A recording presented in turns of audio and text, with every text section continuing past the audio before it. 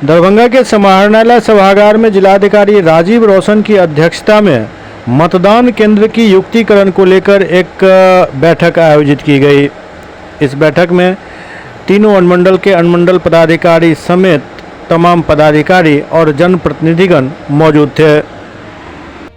विधानसभा में सर एक नया मतदान केंद्र बना है और उसके बाद सर 5 मतदान केंद्र में जो है सर स्थल परिवर्तन हुआ है। नया वाले को एक्सप्लेन करिए।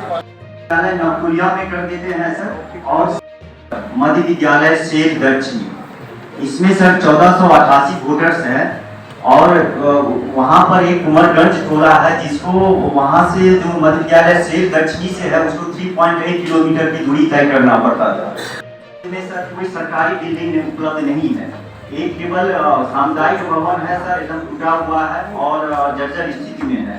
लेकिन उसके मध्य विद्यालय शेर दक्षिणी और कुंवरगंज के बीच में लगभग 1.8 किलोमीटर की दूरी पर एक प्राथमिक विद्यालय नवटोलिया है।